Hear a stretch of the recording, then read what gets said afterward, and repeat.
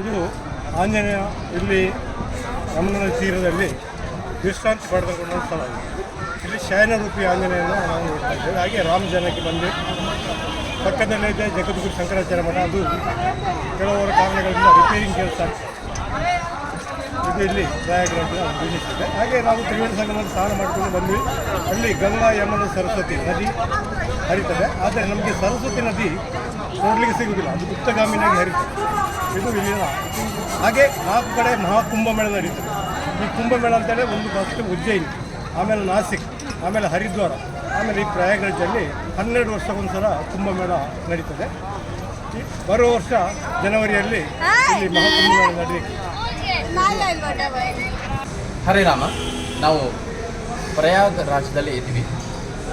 ಇಲ್ಲಿ 3 ನದಿಯ ಸಂಗಮ: ಗಂಗಾ, ಯಮುನಾ, ಸರಸ್ವತಿ.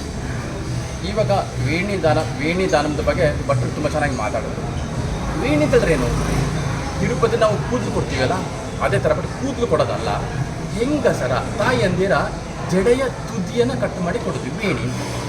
ಯಾಕೆ? ಸರಸ್ವತಿ, ಗಂಗಾ ಮತ್ತು ನಿಮಗೆ ಯಮುನಾ ಇದು ವೇಣಿಗಳು.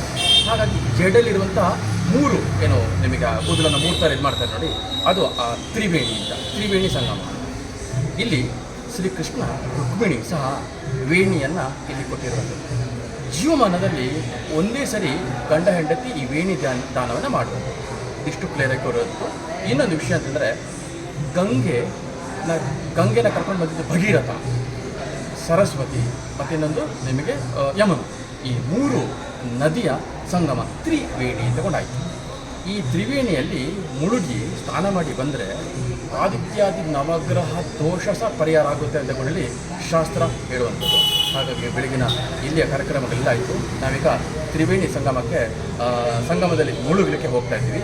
3 ಸರಿ ಮುಳುಗಬೇಕಂತೆ. ಮೊದಲನೇದು ಭಗೀರಥನಿಗೆ ನಮಸ್ಕಾರ ಮಾಡಿ ಗಂಗೆಯನ್ನು, ಸೂರ್ಯನಿಗೆ ನಮಸ್ಕಾರ ಮಾಡಿ ಯಮುನೆಯನ್ನು, ಬ್ರಹ್ಮನಿಗೆ ನಮಸ್ಕಾರ ಮಾಡಿ ಸರಸ್ವತಿಯನ್ನು ಮುಳುಗಬೇಕು. 3 ಸರಿ ಮುಳುಗಬೇಕು ಅಂತ ಆಚಾರ್ಯರು ಹೇಳಿಕೊಟ್ಟಿದ್ದಾರೆ. ಇದೇ ಥರ ಕಂಟಿನ್ಯೂ ಮಾಡ್ಕೊಂಡೋಗಿ ನಮಗೆ ಅಪ್ಲೋಡ್ ಮಾಡ್ತಾ ಇರ್ತೀವಿ. ಹರೇ ರಾಮ.